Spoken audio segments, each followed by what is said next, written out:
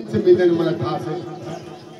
आज काठमाडौँको विलियम्समा पढ्ने, आज तपाईको संस्कृतमा पढ्ने, रातो बङ्गालामा पढ्ने, ब्रिटिश स्कुलमा पढ्ने आज विद्यार्थीहरूसँग तिनीसँग हाम्रा छोराछोरीले कम्पिटिसन गर्नुपर्ने अवस्था छ।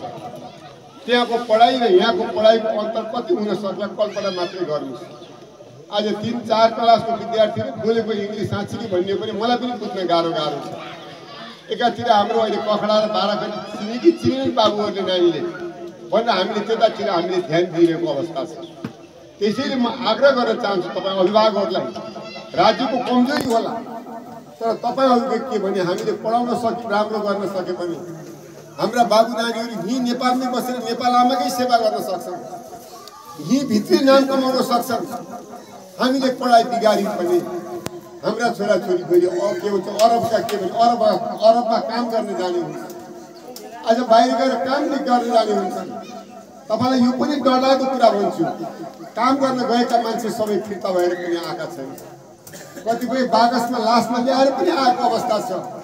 त्यसैले हामीले आजको अभिभावकहरूले अत्यन्तै मेहनतका साथ धेरै कुरा सोचेर धेरै कुरा बुझेर हाम्रो दिमागै छोराछोरीपट्टि लगाएर यिनीहरूको भविष्य के गरेर उज्जवल हुन्छ, यिनीले पढे कि पढेनन् भन्ने कुराको तपाईँले पनि हेक्का राख्नुपर्छ।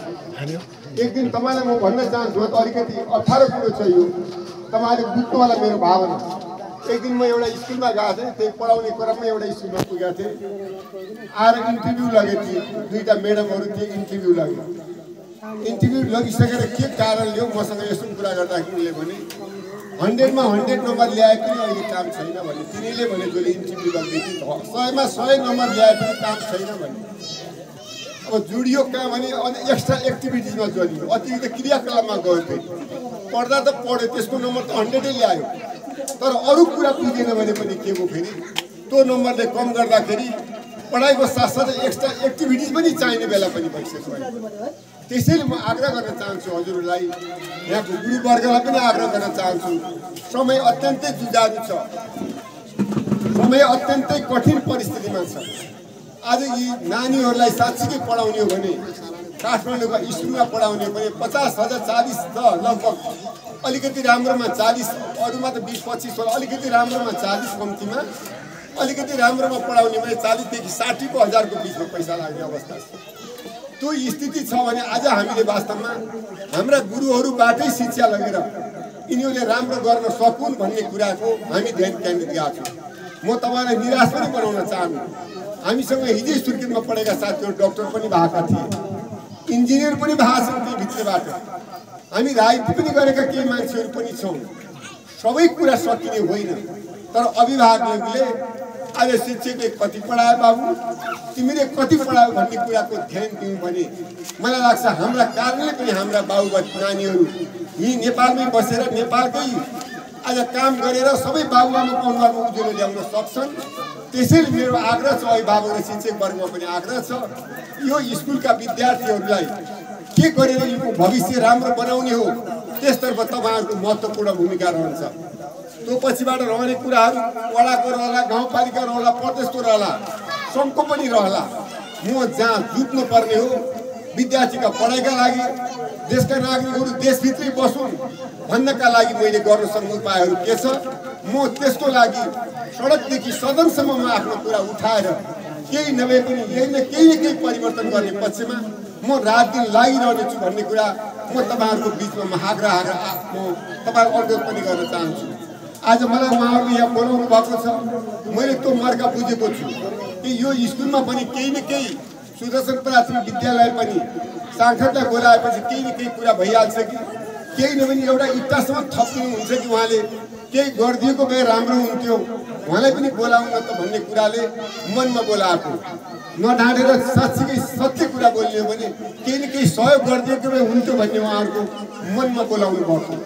त्यो कुरा मैले ठाउँ त काठमाडौँ हुँदाखेरि थाहा पाएको थिएँ, पक्कै पनि केही न केही आशले बोलाउनु भएको छ भन्ने परिस्थितिमा मेरो मनमा लाग्यो।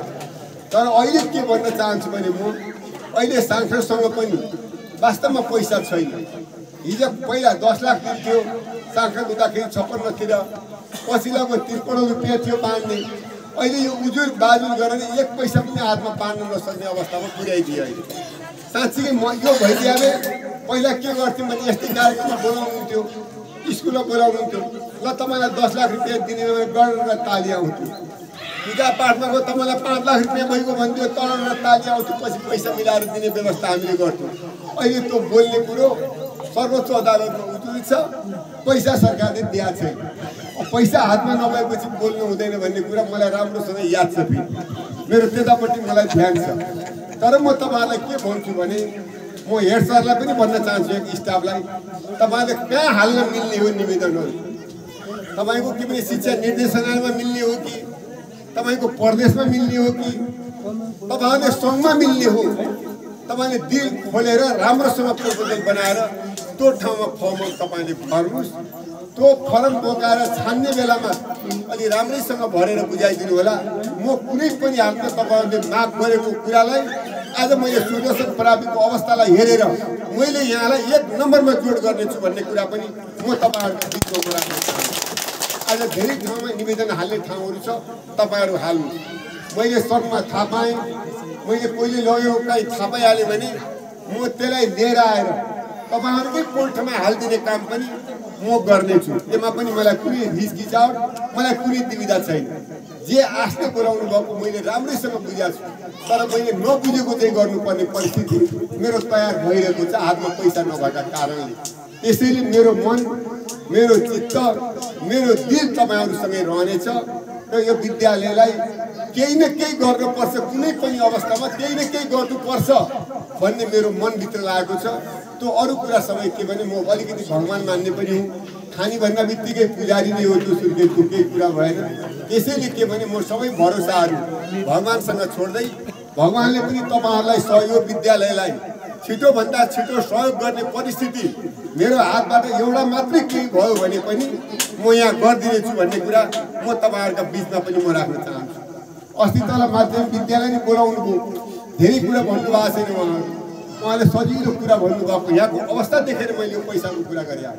उहाँले के भन्नुभएको छ, 9 देखि 12 को कृषि हामीलाई जसरी हुन्छ बनाइदेऊ भन्नुभएको छ। म 2 चोटि संसद साझा विभागमा पुगेको छु, उनीहरूले पनि हुने पोहोर कोटा छैन, कोटा आयो भने तपाईँलाई एउटा कोटा राखिदिउँला भनेर भन्नुभएको छ। उहाँहरू त्यसैमा सन्तुष्टि हुनुहुन्छ। म त्यो कुरामा म लागिरहेकै छु। तपाईँहरूको कुरालाई त्यो पनि बिर्सिया छैन, फेरि बिर्सिने बानी पनि होइन। फेरि तपाईँहरूको अगाडि त्यसलाई 9 देखि 12 को बनाइदिएर यसलाई अलिकति आथे, अध्यक्ष आथे, उपाध्यक्ष आथे, सांसद आथे, यतिको त बनेछ भन्नेसम्म पार्ने कोसिसमा म लाग्नेछु भन्ने कुरा फेरि मैले तपाईँलाई दोहोऱ्याएँ।